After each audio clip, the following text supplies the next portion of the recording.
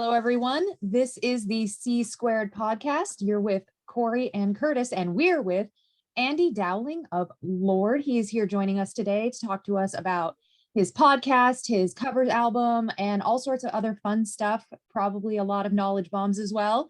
So first, I just want to say thank you for being here today. Thanks for having me. It's 3 a.m. here in Sydney, and I'm a little bit worse for wear, but I've got a bit of caffeine in front of me, so I'm looking forward to a great chat with you both. Awesome. So, Andy, you want to kind of tell people, give the nutshell version of you as a podcaster and as a band guy slash, I don't know, what else are you? You got your fingers in a lot of pies. So if you can kind of go over like a nutshell version of you, the elevator pitch as a first thing.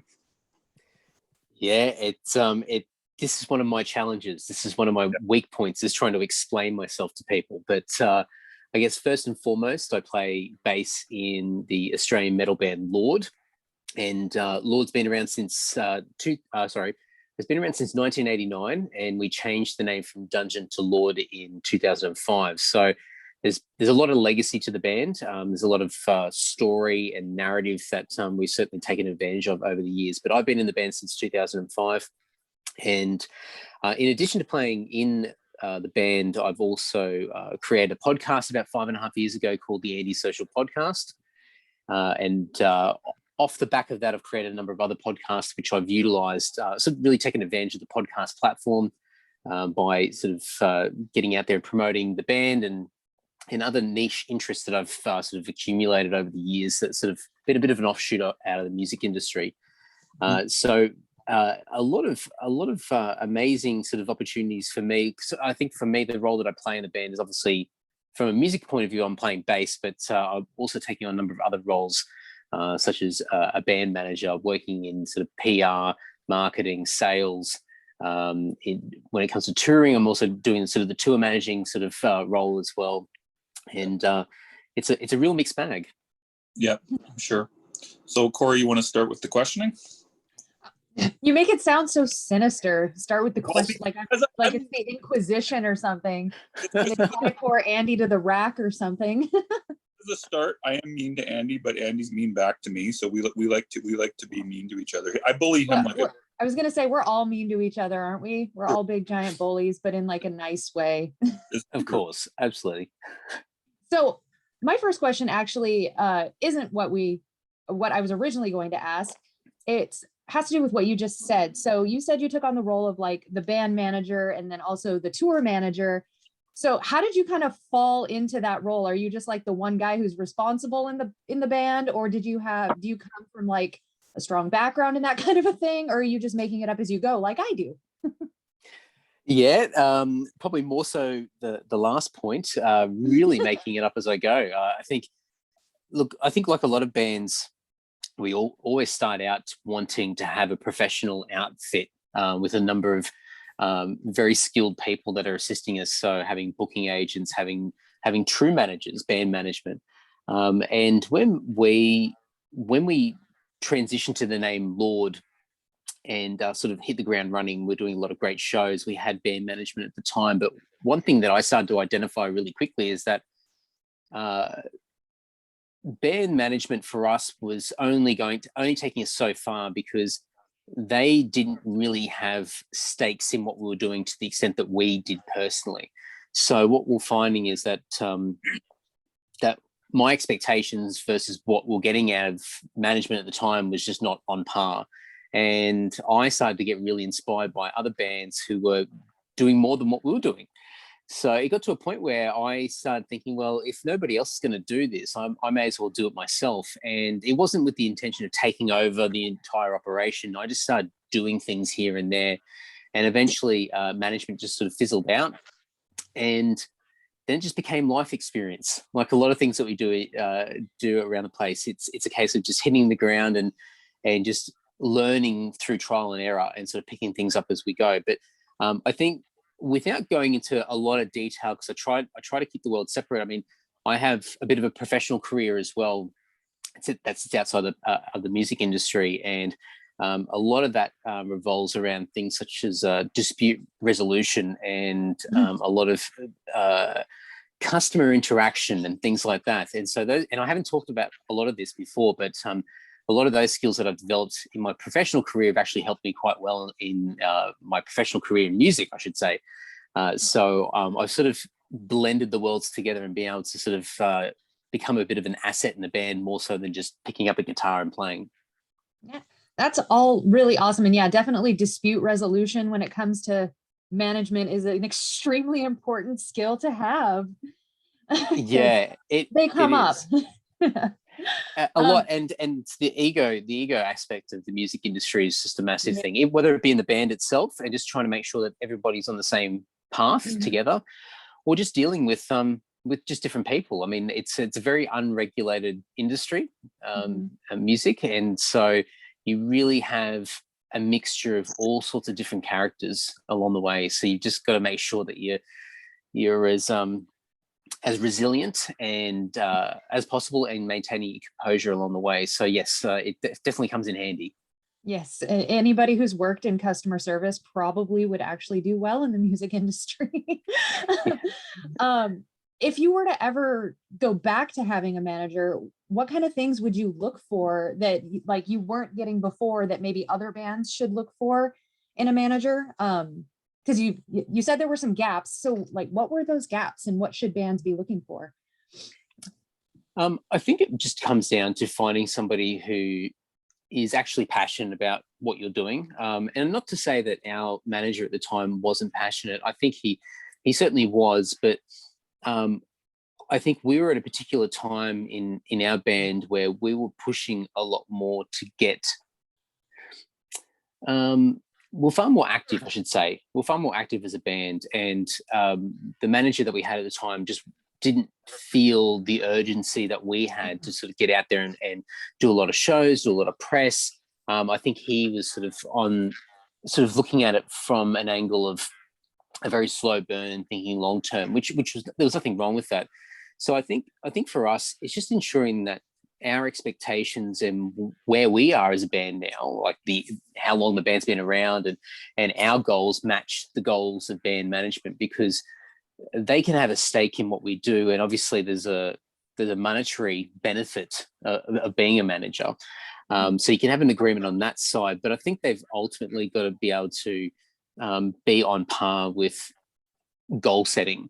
And if they've got a different way of working and it doesn't match up with the way that you function as a band, then that's not going to work. It's not going to be sustainable. So for us, it's a weird thing, because it's a very hard thing to shop for. You just have to try and just interact and network with people, and when you do find the right people, then you just stick with them.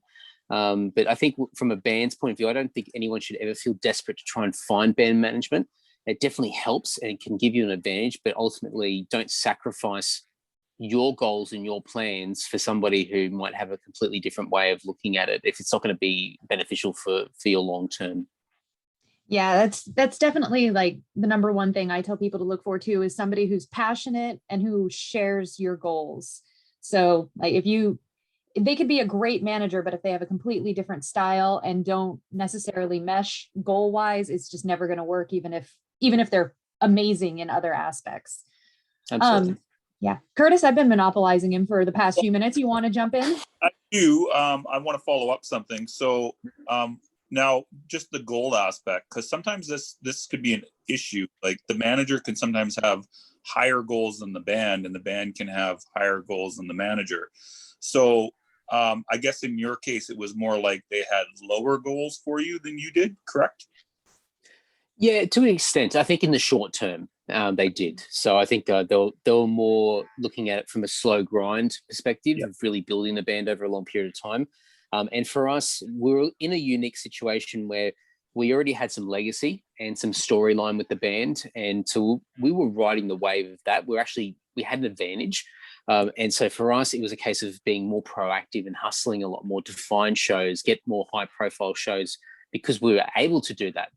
It wasn't that we were being unrealistic. We actually had we had that leverage. And at the time, management had a different idea of whether that leverage even existed. And so they were quite reactive at the time, whereas I think we were more sort of proactive, trying to really take advantage of the situation that we're in. So yes. So okay, so now riddle me this, Batman. So since you didn't really know what you were doing, but you kind of figured out as you went along, how did you kind of know what the right things to do were? Was that just from background of like reading, or like how did you do it, Andy? Yeah, I think just peers and seeing other bands play was a big thing. We've got an advantage, or we have had an advantage in Australia, where it's been a very DIY culture. It's a very independent industry. There hasn't been. I keep having to speak in past tense, because for Australian music these days, it's a very different world to what it was 15 odd years ago, where there's so many Australian bands that are getting a lot of recognition and on major label support. But at the time, it was a very organic scene, very grassroots. And so we had a lot of bands that were doing touring circuits like us, who potentially weren't even on the same level as us as far as legacy or reputation or even audience, sort of a fan base, but they were doing more than what we were. So I just started asking questions. I mean, these are people that I was drinking beers with at shows and just going, hey, how'd you play that show in that city, or whatever it might be? And really just, I think one thing just that I've really lent hard into is never being afraid to ask a dumb question. I've always put myself out there, and I've had no shame, and I've always premised by saying, hey, really dumb question, but blah blah blah. And so that's become just a way of life for me, and it's just a way of building a bit of life experience without having to go through a lot of theory. And it's only been, Curtis, in the last couple of years, probably three or so years, that I've really gone into the theory aspect of it all and really started to study more about the technicalities and some of the nuances of the music industry itself. But up until that point, it was just pure life experience. Interesting. I always thought you were like a major bookworm, and that you would have studied the whole aspect. Jumped in. I know. Like, you know what I mean? Like, you would have like read before. But that's interesting. One more question I got before I hand it back over to Corinne is, now on your sales aspect, you guys took off on your sales after you took on the management role. Is that correct, or am I mistaken on that? Like, your actual sales, because you seem to sell out. Like, both times I've worked with you, it's like you seem insane with the sales and pushing product. Is that correct, or? Yeah, correct. Yeah, it was night and day. Cool. So just to ask, why do you think it is that it seemed to switch that drastically from your old management to you in terms of sales? Because you got the same fan base, right? Yeah, correct. Tell me. I think it's community. It's absolutely community. I think when we had management, I think mentally we were sort of stuck in a very old model of being disconnected from, air quotes, fan base. Like the stereotypical rock star, we'll let management deal with that, or we'll be a little bit aloof with our connection with our fans. And so it would only be at shows every once in a while that we would interact with people, and that would be when they would see us. And so when we lost or parted ways with management, I mean, we really had to sort of fill in the gaps and do it ourselves, like everything. And so it wasn't an intentional thing to begin with. It was just out of necessity that we had to start reaching out to people and talking to people. But it was it didn't take long for us to understand that there's so many advantages to being hands-on with the people that support us. And so we built this community very, very quickly. And these days now, I mean, even with this latest release that we're doing, I'm so hands-on with this, not just from the basic checklists of doing PR and getting press releases out and doing interviews and things like that, but I'm hustling on a one-to-one basis with our existing fan base and reconnecting with people who have bought our music in the past and just saying, hey, just want to reach out, and you probably received a press release, but here's some extra info, and if I can help you in any way, let me know. And I've been able to build a great community of people where I can get away with doing something that other people might see as cold calling or cold contacting people. I've already got this rapport and network, and people understand where I'm coming from. So I think that's probably been the big point of difference, is really leveraging off the community and becoming more connected with them. Cool. How many CDs have you sold so far this album? Are you willing to say? I'll give you a rough indication. So we're doing a 500 press limited release. Yeah. And I would say, because I haven't done a count in a couple of days, but I would say we're about 3/4 of the way through. So we're pretty close. We're on track. So as far as so the album comes out on the 2nd of April. Yeah. And so going by sort of daily sales, we're on track to sell out before the release date, which is really good. And the other thing that we're noticing is that, which has been quite interesting for us, because we're a band that traditionally has a lot of fans who buy physical format. They're very old school. They embrace that sort of old format of, old format. I sound so old myself, but like CDs and things like that. But a lot of them are transitioning over to digital sales now. So I'm reaching out to people who haven't bought something yet and saying, hey, just want to make sure you don't miss out. And they've already purchased the digital pre-order rather than buying the CD now. So the inevitable is probably coming for us, where eventually CDs will not be viable. But for the time being, it's still a good moneymaker for us. So hold up one second here. So you sold 3/4 of the CD. Now, how many of those how many MP3s have you sold then approximately pre-order? Yeah, probably about 150 or so. So okay. It's not too bad. Yeah. Okay. Around 500 total sales in pre-orders then. Still got 2 weeks almost, I think, per week. Yeah, 2 weeks. So, okay. So one more last thing before I hand it back to Corinne on the next topic. I just want to follow up because I think this is kind of important because nobody really does this. So how do I want to phrase this? How the heck is it possible that, it's a covers album, so it's different than what you normally do. It's not a real album like you told me.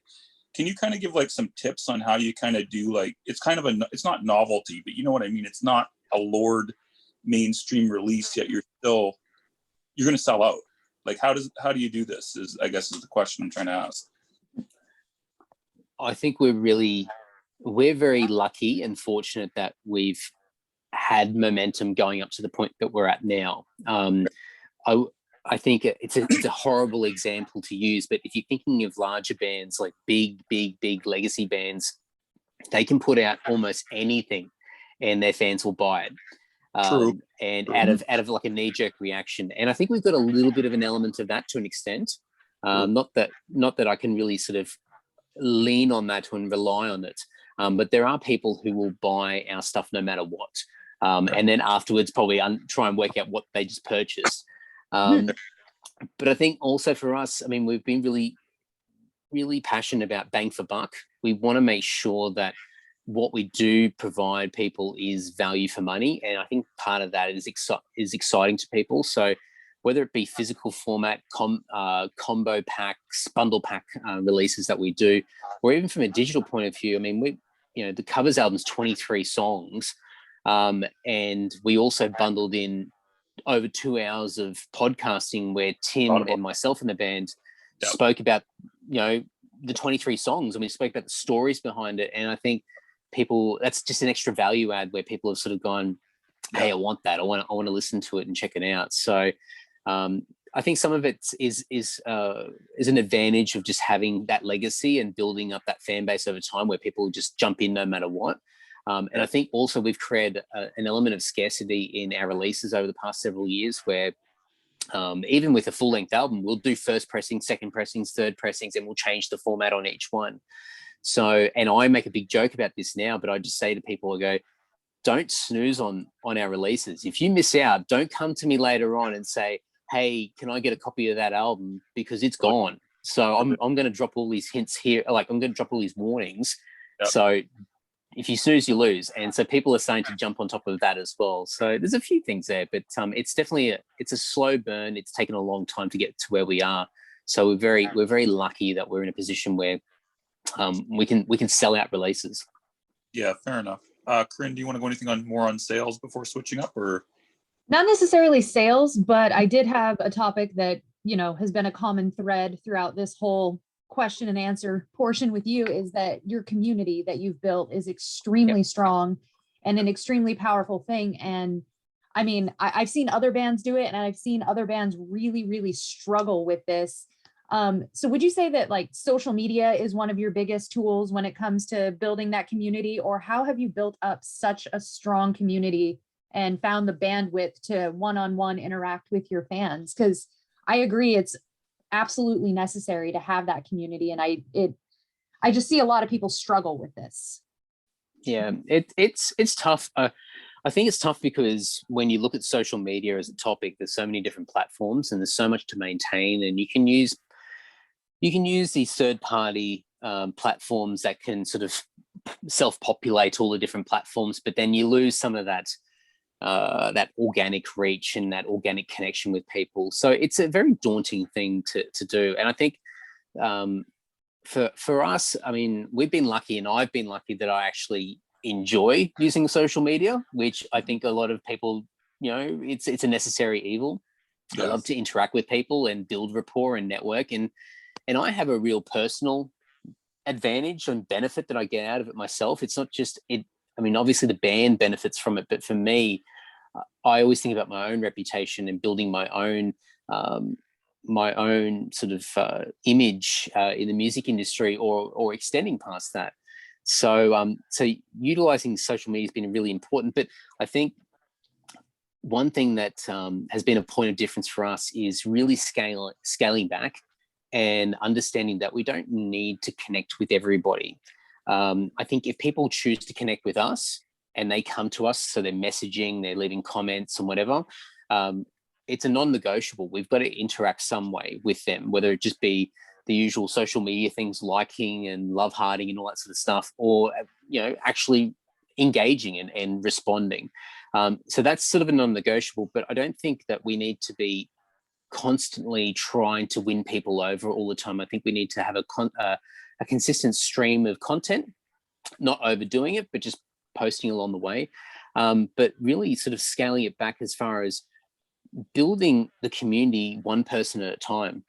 I think rather than trying to win over the masses, one thing that's been really effective for us is when somebody does choose to want to interact with us, that we lock onto them, we hold on, and we start asking questions, and then we find a way to keep their details somewhere.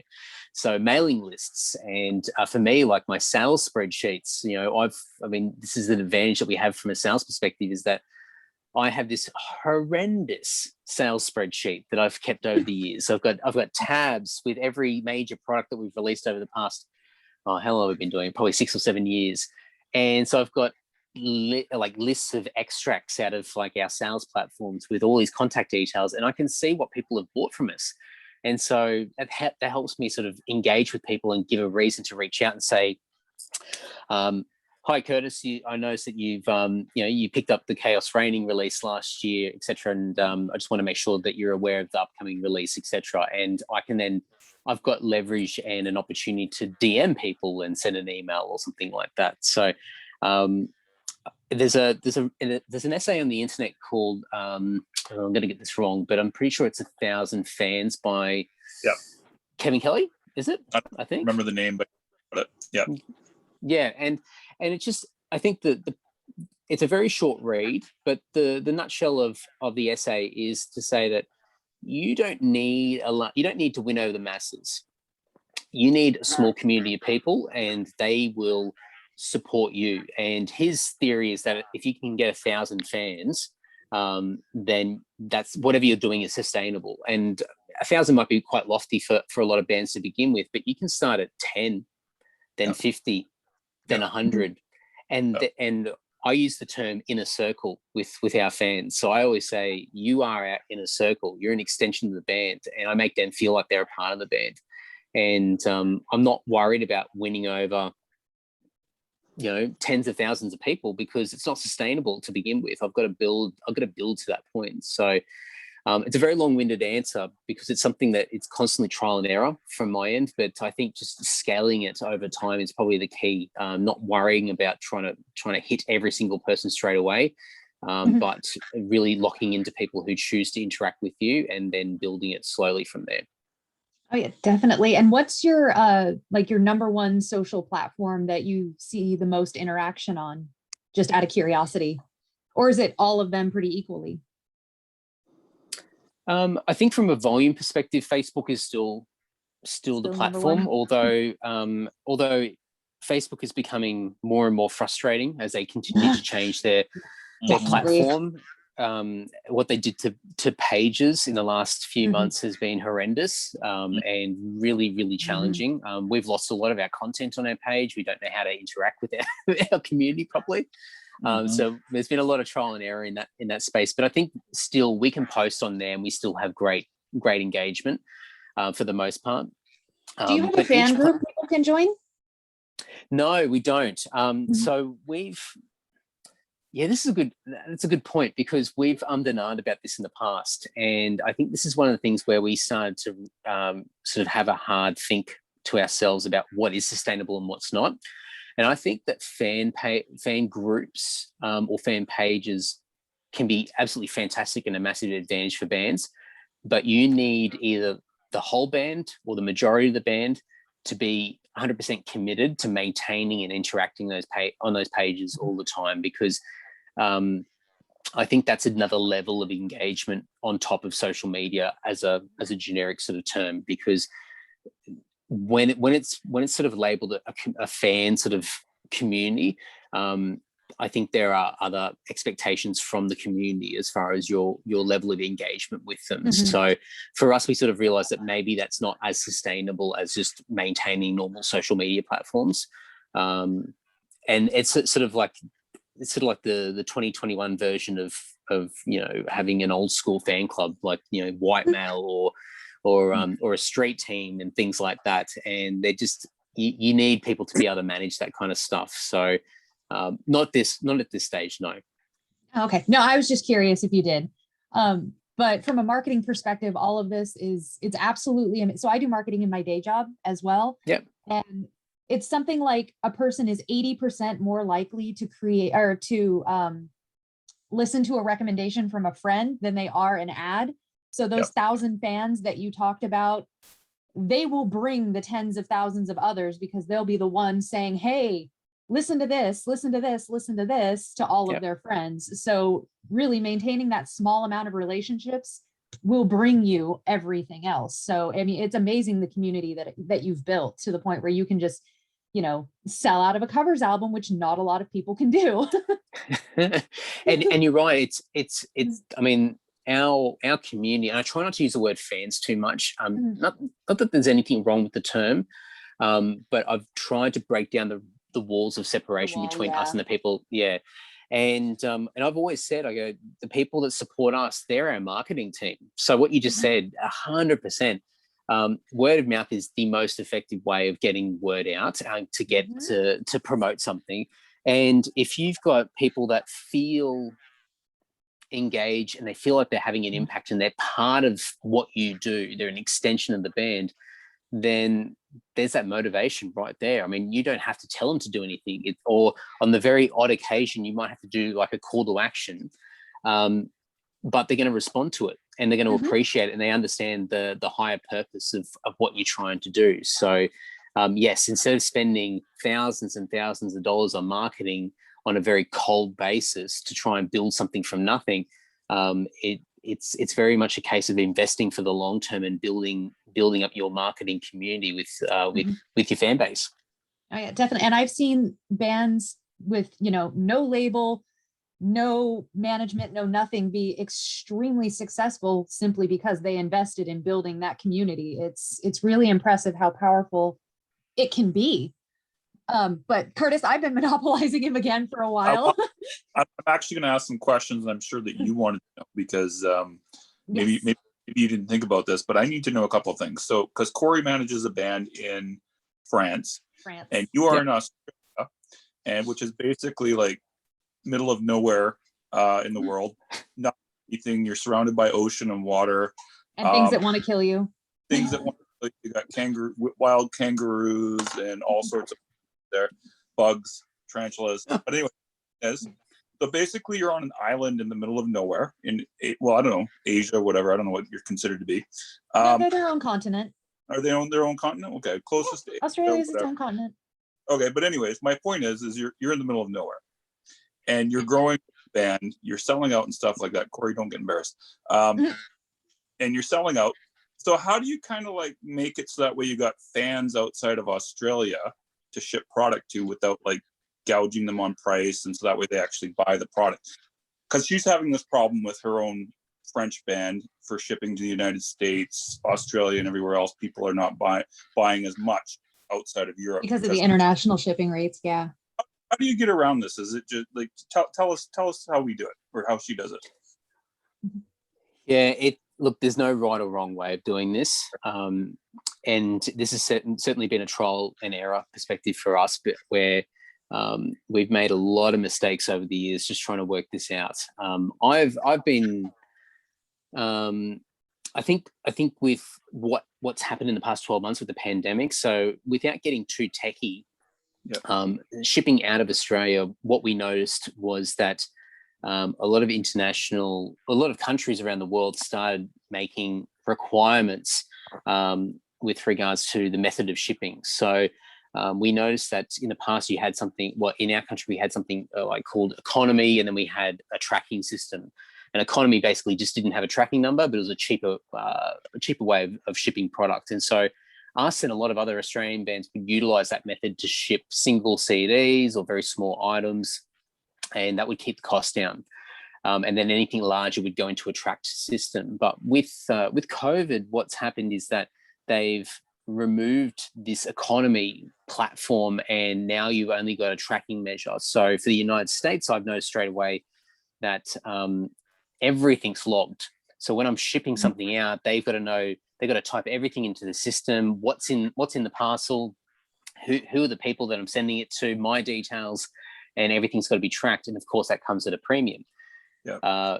And then I've noticed that a lot of countries in Europe, just going into 2021, have started doing the same thing as well. So very challenging. And I think we're still trying to work it out. So one thing that we've decided to do on this release was, instead of selling a single CD, we've done it as a bundle pack. So if you want the CD, you've got to get a CD and a T-shirt together, which has pissed off a few people, to be honest. There's a few people who don't want T-shirts, but it's been the minority. And after the release is out, and if for some reason we have a couple of CDs left over, I might reach out to those people again and see if I can sell them a single CD, but they'll be paying for that postage. But that's been a way to sort of value add and justify the shipping costs by actually having some more material inside. The other thing that we've done is, from a price point perspective, is try to absorb some of the shipping into our product price as well. I think one disservice that a lot of bands have done over the years is that they continue to discount their physical product, their T-shirts, their CDs, their vinyl, whatever it is, because there's a perception out there in the public domain that music is cheap. You know, going now 20 odd years ago with like Napster and things like that, and this whole journey of downloads and now streaming music, where we've sort of validated the whole storyline that music is worthless and it should be free. And so bands have sort of just continued to just devalue their product. And we've tried not to do that. And then where possible, just sneaked the shipping costs into the product price so that people don't get stung by those international prices. So there's a few things that you can do. I mean, but there is definitely no silver bullet.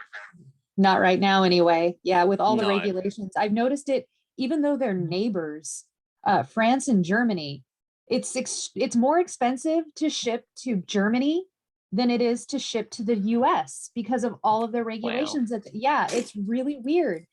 Yeah. All the regulations and taxes, it's just gone, and it's more expensive to ship to the UK than it is to Germany, and they're touching each other. It's bonkers, the shipping, but I guess it's the nature of the beast right now. And one thing, Cori, sorry, Curtis, just I think maybe a thought to consider, and I mean, this is not the solution, but sort of using the same approach that we've used to building community with a very hands-on approach is that you could potentially target a country. So in this instance, using the example of Germany, you could potentially target German fans and provide them with a unique offer where it's a value add of having multiple products together, something to justify or offset that increased shipping costs to hopefully win over some of those people and make them feel special. Because I think ultimately people are willing to pay a premium if they feel that they're getting value for money. And it's not so much about discounting, it's just about demonstrating and explaining and marketing the value in what you're doing. So even though shipping in some cases is higher than ever, we're still getting people who don't hesitate to pay that price and pay that premium because they feel they're getting value from it. So it might be a case that because the countries are so different as far as the different rates and the different costings, you could potentially target individual countries from time to time and just do individual campaigns just to win over those people and continue to build those individual communities along the way. So this is a space I'm really sort of interested in. So I think please keep asking this question to other bands and other people you have on the podcast, because I'll be tuning in and listening as well. I'll be looking for answers. Yeah. Yeah. And it's amazing how willing people are to help with these questions and, to answer them all if you just ask. It's something I've learned throughout the past 2 weeks I've been doing this podcast is there are a lot of people willing to help and answer questions. It's amazing. Absolutely. But I'll quit interrupting Curtis now. No, it's all good because you're kind of along the same lines anyways. I know we don't have too much time left. I do want to pack in a couple more questions. Cori, you good for 10 more minutes? And Andy? Oh, yeah, I'm fine. Okay, good. So one last thing, just with the shipping thing, I'm looking at your bundles right now because I haven't looked in about a week or two. So I was trying to refamiliarize myself. So you got things like the Mega Back catalog pack. Now I just entered it in for shipping costs. It's only $35 to Canada. You're not taking a hit on that, correct? Because that seems like we got 1, 2, 3, 4, 5, 6, looks like 9 CDs and a vinyl and a shirt. Yeah, we'll probably take a little bit of a hit on that, but it won't be too significant. So I think one of the things so on that bundle pack, I put a little disclaimer in the description to say that. I hope I put it in there. Geez, I'll catch myself out. But I think something along the lines of removing jewel cases for the CDs themselves. I see it. Okay. Yeah, so that will help take a little bit of the weight and the volume out of the package itself. But look, with that particular bundle pack, there's a lot of legacy stuff in there that we've got excess of. So for us, trying to make profit out of some of that older stuff is not as much of a priority. And to be honest, cost price for a lot of that stuff back in the day, it's not much at all. So we've been able to sort of, first of all, just discount it because it's all being purchased together, but then take a bit of the hit from the shipping by sort of absorbing that into that cost a little bit as well. So for us, it's a great way to move old stock and get it out. And yes, just making sure that we can find an economical way of shipping it without rocking up to the postal office with this ginormous sort of box of CDs to ship somewhere. Yeah. Okay. So you, in other words, you're not losing money when you're shipping the product on that, right? Just to clarify. No, okay. But we're just shifting. But we're shifting those costs into the product itself. So from the consumer point of view, it might look like we're taking a hit, but we're offsetting that elsewhere. Okay, cool. I don't think I have any more questions on marketing or sales now. Do you, Cori? No, I think that was we've covered a lot of that. So there's a lot for people to absorb. Okay, so now next thing, you wanted to talk about the licensing. You want to get into that? Oh yeah, definitely. Because with this covers album, I know that there had to be, a lot of hurdles to jump through to take care of all of the licensing. So how do you do all of that? I don't really fully understand licensing for cover albums. And I know that there's a lot of bands that they do want to do covers. because it's, you know, it's fun, it's a band that they were inspired by or they look up to. So how do you start approaching that kind of a concept? It's more difficult than ever, and that's kind of a good thing in a way, because it's really protecting the original creators of the music. So it's not so much the Wild West like it used to be. But we had a little bit of a rude shock when we were putting together this album, when we were getting it ready to upload onto digital platforms and to do the CD as well, and then realizing, oh wow, there's more red tape than ever before. So I'm just trying to think of, because there's a whole bunch of things we had to do. So I think just from a digital perspective, now what the digital aggregators are asking for is for licensing to stream. So what you'll find is most of those aggregators, CD Baby, DistroKid, all these platforms have inbuilt licensing, what would you call it? Licensing sort of tools that are at your fingertips. And they'll have populated fields that you can fill out in advance, and they do a lot of the dirty work for you, but you'll pay a fee to obviously to be releasing them. And I think the hard thing at the moment, which I think they're still trying to work out and trying to streamline, is you kind of got to predict what kind of reach you're going to have, which is a bit silly in a way, because it's like, you know, I don't know how many people are going to listen to our song. I hope heaps, you know, but I'm not going to tell you heaps if it means it's going to cost me more money, you know. So it's a weird thing at the moment, which I think they're still trying to work out that space. So we had to go through a little bit of licensing red tape to digitally distribute it. But the other thing from a physical point of view is that, and I can only speak sort of the way that it's structured in Australia, but I'm sure it's similar in other parts of the world. But we've got an organisation called APRA and AMCOS, which is a songwriters organisation that sort of tracks royalties, and there'll be equivalents in other parts of the world.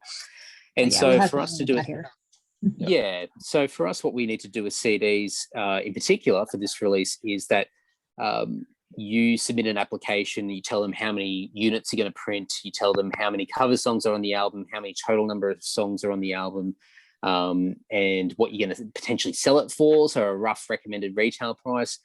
And there's this really weird, complex calculation that they do, and then they'll come out with a fee that you pay for the privilege of being able to put cover songs on a physical format. Now, we knew in advance from the past that not so much that it's expensive, but it can be costly. So what we did is that, so for this covers release, we've got 23 cover songs. That's a lot. And originally we had this grand plan that we're going to do a double CD, and maybe we might do a vinyl and things like that. Just, I don't know, we'll just all these different ideas that we had. But we realized that to be able to put that many songs onto a physical format from a licensing perspective is incredibly expensive. So what we did is we decided that Bandcamp would have all 23 songs. And then from a CD perspective, we would only put 8, which was significantly less. And from the streaming perspective, Spotify, Apple Music, etc., that those streaming platforms will only have 8 as well. So for us, it was a way. All of them. Okay. Okay. Sorry, Andy. Yeah. So the reason, there's a few reasons for that. I mean, the licensing was one thing. So from a physical format perspective, and we still wanted to give our fans something physical.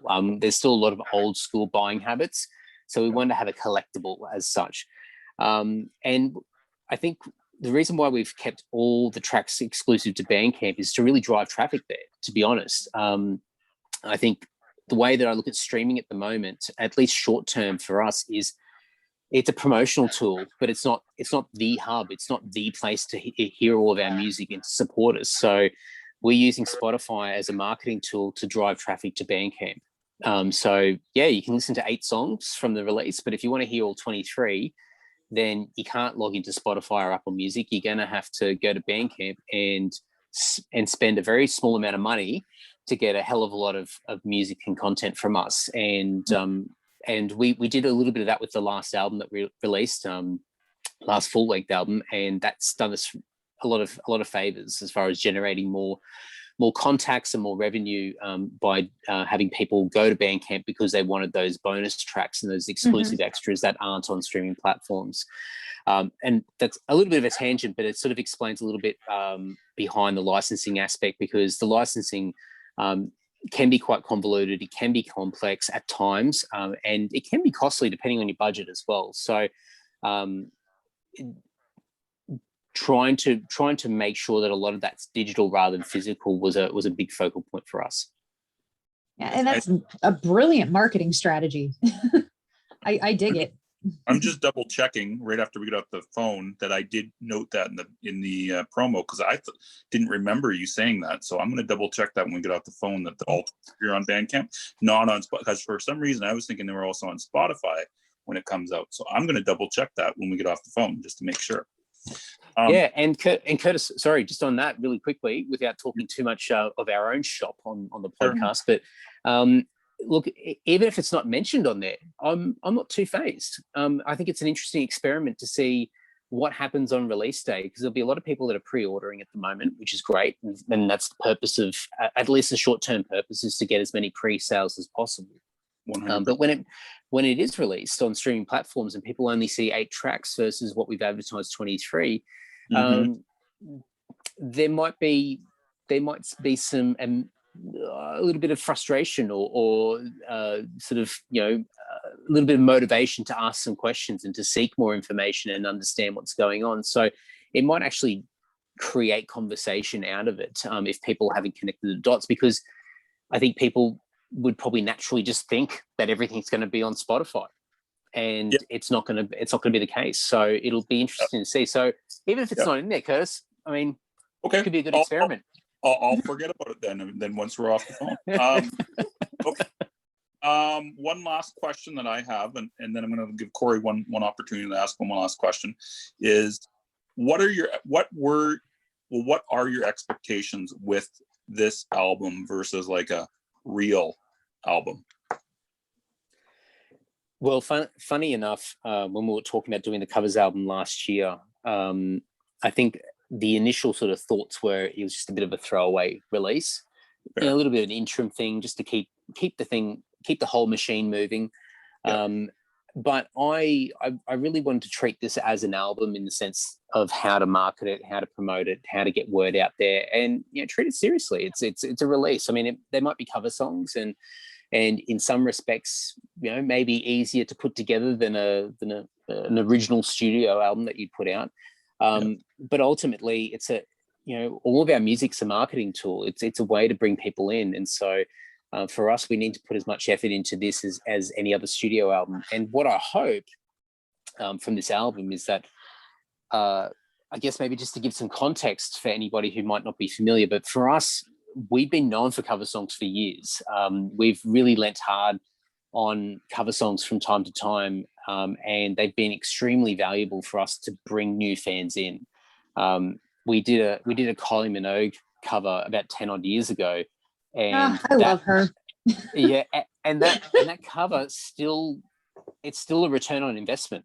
We still have people going out of their way to message us and say, "I've just discovered you guys." How I actually found you guys. I'm not even joking. I think that's actually how if it's the one I'm thinking of, I think it's the one that I actually found you guys. Well, there you go. Perfect. So proof in the pudding right there. But it's. Like, we understand that they're hooks. They're a way to bring people in. It's a discussion point. It's a conversation starter. It's an icebreaker, to use a whole bunch of different terms.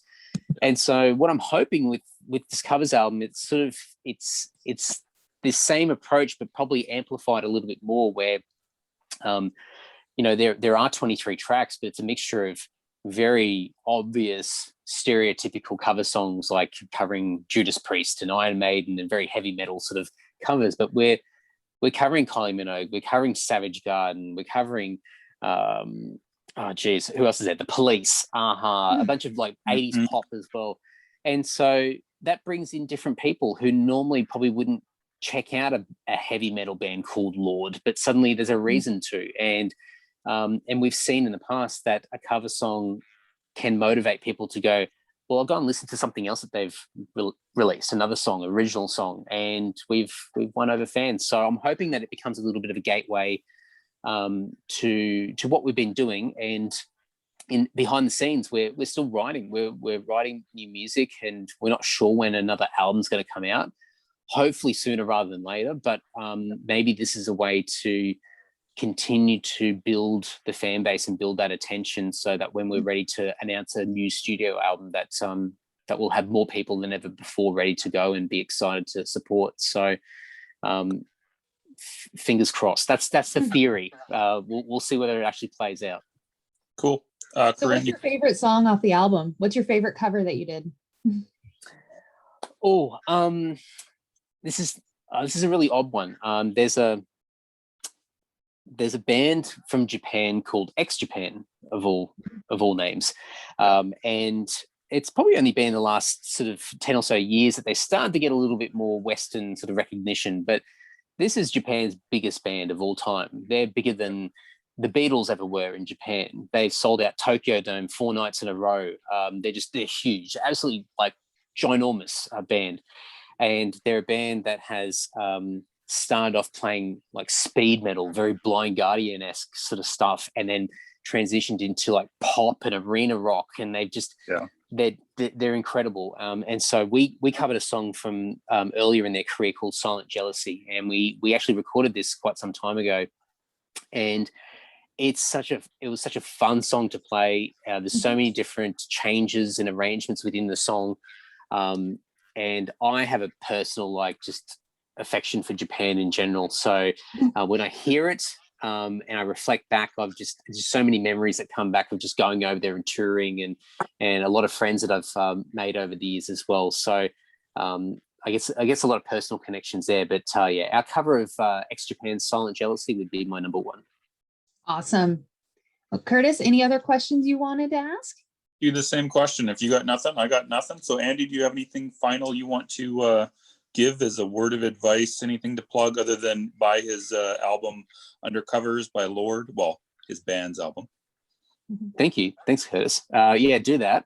And look, I could talk for ages about this sort of stuff. And I know, Curtis, you know for sure, like this is a real area of passion for me. So it's not just about creating music, writing and recording music and touring and all that sort of stuff. It's the stuff under the hood. It's the mechanics behind it. It's the trial and error of marketing and social engagement and sales and all that. And I love it's not even, it is business, but it's sort of like that business element of the band, which I really enjoy. It's the experimentation, which I dig. And I think probably just one thing that I've noticed as a common theme, especially going over the last 12 months and coming out, well, I shouldn't even say coming out, because for a lot of us, we're still in the midst of COVID and still trying to find our way out. But as we sort of go in the right direction, I think bands just need to not panic and to take their time. You're going to see a lot of bands over the next 12 to 18 months, maybe even longer, maybe up to 5 years, the next 5 years. I think a lot of bands are going to panic. They're going to be trying to make up for lost time. They're going to be trying to push out releases. They're going to try and tour. And I think there's going to be a lot of anxiety, a lot of stress, because we're all going to be looking at each other and our peers and going, well, they're doing that, so what are we doing? Yeah. And I've been using this storyline a little bit on my podcast a little bit over the past few months, where I'm sort of looking at my CD collection over here, and I can see, like, you know, what's the example I was using? I was using Blind Guardian, actually. And, you know, between some of the albums, there might have been a 3 or 4 year span between releases. And so now in 2021, you look back in the early 90s when there was these gaps in their discography, and you sort of think, well, what were they doing in that time? Yeah. And in 2021, it doesn't matter. Who cares? Like, you know, they're sitting at home twiddling their thumbs and stressing about what they were going to do, and they didn't really do much at all. But in the long run, their legacy shows, and it doesn't matter about those gaps in between. So I think bands just need to just release music and tour and do stuff when the time is right for them, and not panic because everybody else is going to panic. You know, I think most of us do music because we want it to be a part of our life permanently. It's not just a oh, hey, I've got to make it in the next couple of years. Otherwise, I'm going to throw in the towel and just go back to a crappy office job. It's integrated into our lives. We want it to be a part of our lives for as long as possible. So it's got to be sustainable, and that means just taking your time. So when the time's right, the time's right. But don't shoot too early. Cool. All right. Yeah, awesome. Any other words, Cori? No, I am good. I think we've covered a ton here. A lot for people to absorb. I agree. Okay, party on, Cori. Party on, Curtis. Party on, Andy.